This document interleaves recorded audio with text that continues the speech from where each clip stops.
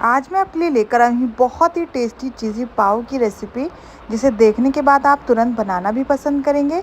इतना mouth melting कि हर बार बनाना पसंद करेंगे। और इंग्रेडिएंट इतने आसान हैं कि आपके घर में रखे फ्रिज में हमेशा अवेलेबल होते हैं। तो चलिए इस टेस्टी सी रेसिपी को बनाना शुरू करते हैं। इसके लिए मैंने यहाँ पर लिया अपनी मनपसंद सब्जियाँ। किसी भी चॉपर में आप डाल दीजिए प्याज, शिमला मिर्च, गाजर या जो भी आपको लेना हो वो सारी ही सब्जी आप ले लीजिए। तो मैंने लिया प्याज, शिमला मिर्च और एक टमाटर। तो सब्जी ऑप्शनल है, आपको जो ऐड करना हो, जो बच्चों को खिलाना हो वो आप यहाँ पर ले सकते हैं। टमाटर से मैंने सीड्स निकाल दिए हैं। अब इसमें 2 मिर्च भी ऐड कर दी है। मतलब जो भी सब्जियां है एक बार चॉपर में डालिए और बढ़िया से चॉप कर दीजिए। तो एक बार की मेहनत में सारी सब्जियां भी चॉप हो जाएंगी। आपको अलग अलग चॉप करने की कोई भी आवश्यकता नहीं है। और एकदम फाइनली हमने बारीक सा चॉप कर दिया है। अब सबसे अच्छी बात इसमें है कि हम इन सब्जियों को ना ही कुक करने वाले हैं, ना ही हम गैस बढ़ाने वाले हैं, कुछ भी नहीं करेंगे। इसे हम लेंगे एक बाउल में। तो सारी सब्जियों को हम इसमें ट्रांसफ़र कर लेते हैं। 1-2 सॉसेजेस लगेंगे जो कि हमेशा हमारे घर पर अवेलेबल है। अगर आपको वो नापसंद हो तो आप चटनी वगैरह भी डाल सकते हैं। तो मैंने यहाँ पर लिया है टोमेटो सॉस 2 चम्मच। इसे चीज़ी बनाने के लिए मैंने यहाँ पर 2 क्यूब चीज़ ले लिए हैं और इसे अच्छे से ग्रेट कर लेंगे। अगर आपके पास यहाँ पे मोज़रेला वाला जो होता है ना, ग्रेटेड वाला, वो भी ले सकते हैं, और स्लाइस वाला। हम यहाँ पर 2 तरीके से चीज़ का इस्तेमाल करने वाले हैं। तो पहले हम यहाँ पर यही वाला ऐड कर रहे हैं और इसको अच्छे से हम इसमें मिक्स करेंगे। तो जितनी क्वांटिटी में बना रहे हैं उस हिसाब से आप चीज़ वगैरह ऐड कर लीजिएगा। और अगर आपको चीज़ स्किप करनी है तो आप स्किप कर सकते हैं। इसकी जगह पर आप 2 बड़े चम्मच क्रीम का इस्तेमाल कर लीजिएगा। इसमें थोड़ा सा नमक डाल देंगे सब्जियों के हिसाब से। और इसके बाद हम इसमें डालेंगे शेज़वान चटनी। शेज़वान चटनी अपने आप में एक फ्लेवरफुल होती है, तो इसमें और कुछ भी इसमें हम ऐड नहीं करेंगे। अगर आपको इसमें ऑरिगेनो, चिली फ्लेक्स, इंडियन मसाले ऐड करने हो तो आप अपनी आवश्यकता के अनुसार कर सकते हैं। मैंने इसको एकदम ईजी वे पे रखा हुआ है। अब इसको बहुत अच्छे से मिक्स कर दिए हैं। तो हमारी ये जो स्टफिंग है वो बनकर हो गई है तैयार। अब आगे हमें क्या करना है कि हमें ले लेना है पाव। आप इसकी जगह पर ब्रेड, पाव जो चाहे वो ले सकते हैं, बर्गर। तो मैंने यहाँ पर पाव का इस्तेमाल किया है, बीच से कट कर देना है और इसके ऊपर लगा देंगे स्टफिंग। अभी आप यहाँ पर चाहे तो स्टफिंग में भी ऊपर नीचे सैंडविच वाली जो चटनी होती है या बटर होता है वो भी लगा सकते हैं। मैंने सिंपल से पहले इसको कट कर लिया है और सीधे ही तवे में रखेंगे।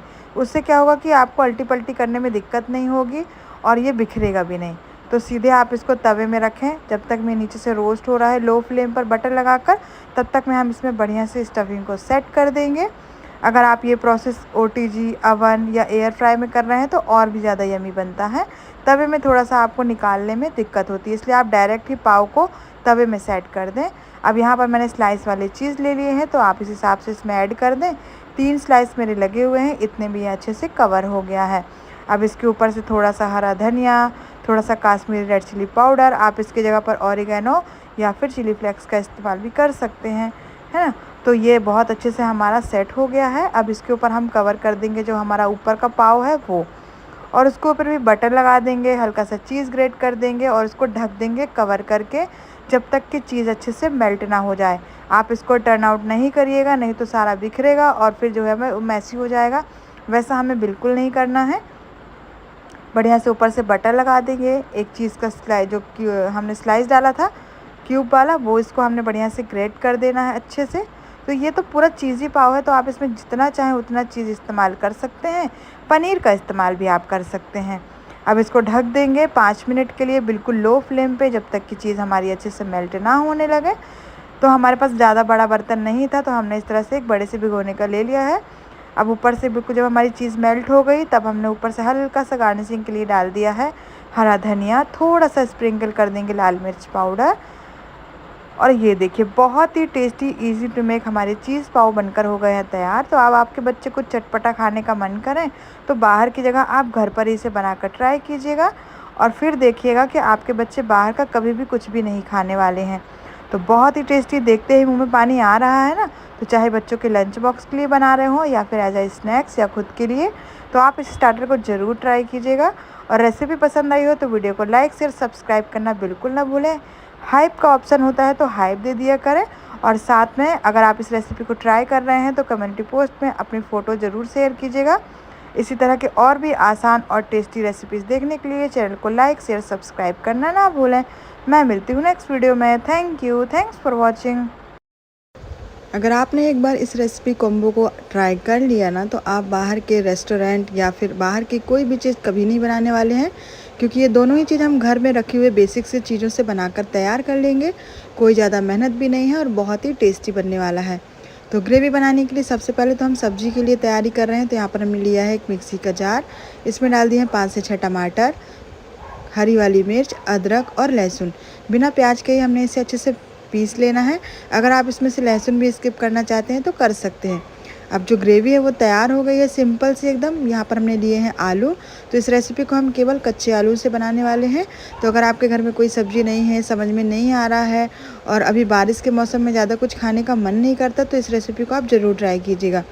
और ये अब आलूओं को हमें क्या करना है कि बड़े बड़े चंक्स में कट करना है, बहुत छोटे छोटे चंक्स में कट नहीं करना है। तो जितने साइज़ में आपको पसंद हो उस हिसाब से आप कट कर ले। बहुत ज़्यादा छोटे ना करें, नहीं तो फिर ये मैसअप हो जाएंगे। तो सारे ही आलूओं को कट करके पानी से अच्छे से धो लेना है और इसके बाद हम इसका पानी निकाल देंगे। अब यहाँ पर लेंगे कढ़ाई और इसमें डालेंगे 1 बड़ा बाउल तेल। इसी में हम आलूओं को फ्राई करेंगे और इसके बाद हम इसी में ही हमारी सब्जी भी बनाने वाले हैं। तो अगर आपको लग रहा है कि ये तो फ्राई हो गए आलू, अगर आप चाहे तो बॉयल आलू से बना सकते हैं, लेकिन उसको हल्का सा फिर घी में रोस्ट कर लें। उससे थोड़ा सा सुनहरा सुनहरा कलर भी आएगा और टेस्ट भी बहुत ही बढ़िया आएगा। और अगर प्रॉपर आप उसी तरीके से बनाना चाहते हैं तो आप इन्हें फ्राई कर लें। फ्राई करने से जो इनमें कलर और टेक्सचर आता है वो बहुत ही बढ़िया और बहुत ही क्रिस्पी बनते हैं। क्योंकि हम यहाँ पर रेस्टोरेंट स्टाइल की रेसिपी बना रहे हैं ना, इसीलिए हमने यहाँ पर इन्हें फ्राई कर लिया है। अब जब तक में हमारे आलू फ्राई हो रहे हैं तो हम लगा लेते हैं आटा हमारे नान के लिए। इसके लिए मैंने लिया है 500 ग्राम मैदा। आप गेहूं के आटा भी मिक्स कर सकते हैं, मैंने प्योर ही लिया है। अब इसमें डाल दिया हमने नमक स्वाद के अनुसार। इसमें डाल देंगे चीनी 2 चम्मच के लगभग और इसमें डाल देंगे 1 छोटी चम्मच ईस्ट। इससे ये जो है ना बहुत ही सॉफ्ट बनेंगे और बहुत ही टेस्टी। तो मैंने दही के वाले प्रोसेस से बहुत बार नान बता चुकी हूँ और आज मैंने आपको ईस्ट वाला बनाना बताया है। तो अगर आपने 1 छोटी चम्मच ईस्ट के लगभग आप इसमें डाल दिए हैं ना, तो बहुत ही फ्लफ़ी और सॉफ्ट बनते हैं। अब थोड़ा थोड़ा करके पानी डालेंगे और इसके बाद हम आटे को अभी आगे के प्रोसेस में देखिएगा। तब तक में हमारे ये जो आलू हैं बहुत अच्छे से फ्राई हो गए हैं। तो दोनों ही प्रोसेस आप लगातार करिएगा तो झटपट से रेसिपी बन जाएगी। पहले आटा लगा कर रख दीजिए और इसके बाद ये आलू को ट्राई कीजिएगा। तो अब जब हमारे आलू अच्छे से तैयार हो गए हैं तो इन्हें निकालेंगे बाहर और फिर हम जो ये तेल है इसको कम करेंगे और इसके बाद जो सब्जी है वो उसके आगे का प्रोसेस करेंगे। हम सारे ही आलू को हम इसी तरह से निकाल लेंगे। अब सब्जी बनाने के लिए हमने लिया यहाँ पर कुछ खड़े मसाले, तो आप अपने मनपसंद ले सकते हैं। लास्ट में डाल दिया है जीरा। अब इसे तड़काने के बाद इसमें डाल देंगे सिंपल सा वो जो ग्रेवी हमने तैयार की थी वो। तो कोई तामझाम वाली ये रेसिपी नहीं है, झटपट से बनने वाली रेसिपी है। खड़े मसाले आपके ऊपर है, आप इसमें जो ऐड करना चाहते हैं वो कर सकते हैं। मैंने यहाँ पर बहुत ही बेसिक सी चीज़ें ली हैं। अब ग्रेवी को डालने के बाद इसमें कुछ सूखे मसाले डालेंगे। तो सबसे पहले हम धनिया पाउडर डाल देंगे, हल्दी पाउडर डाल देंगे। तो ये भी सब मसाले आपके सब्जी और ग्रेवी के हिसाब से होने वाले हैं। काश्मीरी रेड चिली पाउडर डाल देंगे। मैंने यहाँ पर सब घर की चम्मच से 2-2 चम्मच लिया है।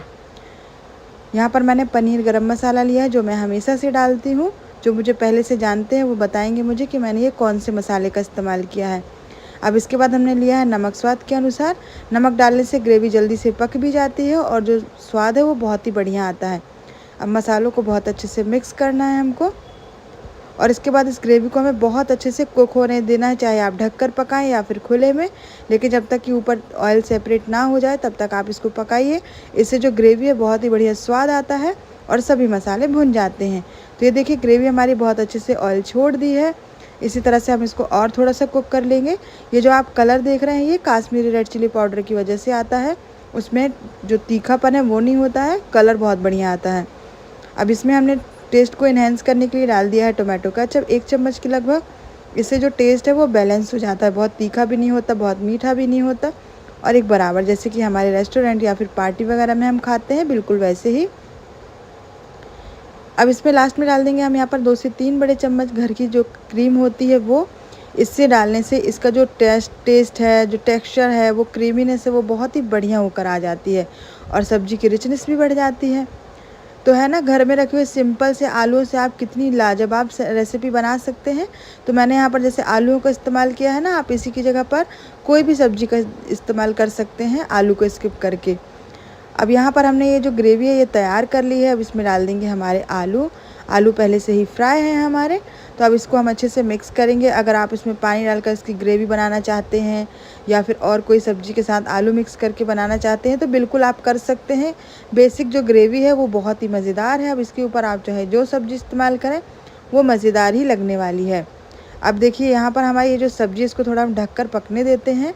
आटा जो है वो हमने लगा लिया था और आटा लगाने के बाद अब इसमें लगाएंगे हम बटर। तो जो सारा प्रोसेस हमने किया उसके बाद हमने आटे को लगा कर रख दिया था साइड में। आटा हमने एकदम सॉफ्ट लगाया था। अब इसमें 2 चम्मच बटर डाल के इसको एकदम अच्छे से नीड कर लेंगे जिससे कि एकदम चिकना हो जाए।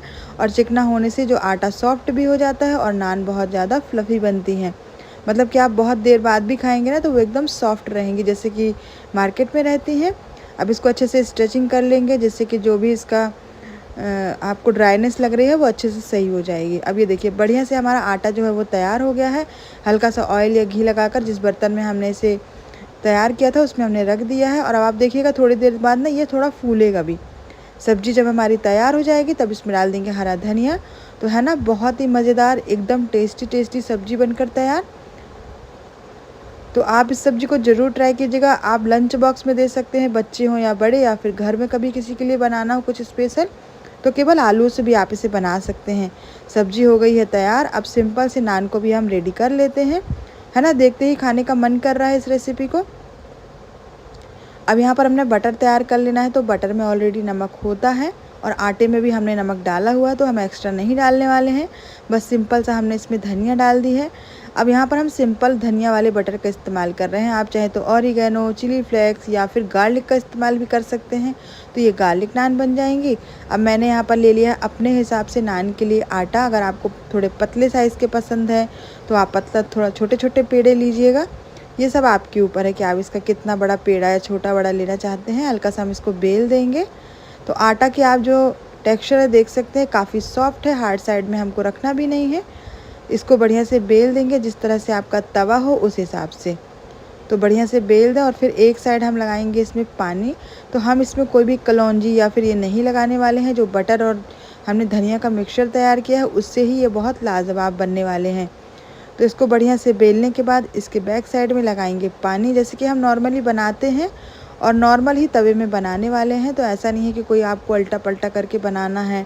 तो बहुत ही इजी मेथड है। आप पहले से सारी तैयारियां करके रख लीजिए और झटपट से इस रेसिपी को बनाइए। अब जब नान हमारी अच्छे से बिल जाएगी तब हम इसमें बैक साइड में लगा देंगे पानी।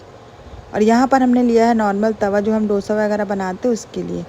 और इसमें डाल देंगे हमारी नान और इसको एक तरफ से अच्छे से सिकने देंगे। एक तरफ से बढ़िया से इसमें कलर आ गया, आप देख रहे हैं ना। सिंपल से तवे में भी बहुत अच्छे बन जाते हैं। और ये दूसरे तरफ से भी। अब इसके ऊपर वो जो हमने बटर तैयार किया था वो लगा देंगे। तो गर्मा गर्म बटर लगाइए और फिर देखिए कितने लाजवाब हमारी जो नान है वो बनकर तैयार हो जाएगी। ये देखिए बढ़िया से बटर हो गई है हमारी तैयार, बटर गार्लिक। अब इसे निकाल लेंगे बाहर। इसी प्रोसेस से हम जितनी चाहे उतनी यहाँ पर नान बना लेंगे। तो देख रहे हैं आप कितनी सॉफ्ट बनी हुई है। ये देखिए दूसरी भी हमने इसी तरह से बना ली है। तो काफ़ी सारी आप इस तरह से बनाकर तैयार कर लें। बहुत ही बढ़िया ये कॉम्बो बनकर तैयार हो गया है। तो आप इसे कब बनाने वाले हैं अपने किचन में और उसकी फ़ोटो मेरे साथ कम्युनिटी जो पोस्ट होता है ना उस पर ज़रूर शेयर कीजिएगा। मैं मिलती हूँ नेक्स्ट वीडियो में। Thank you, thanks for watching. Like share and subscribe करना ना भूलें।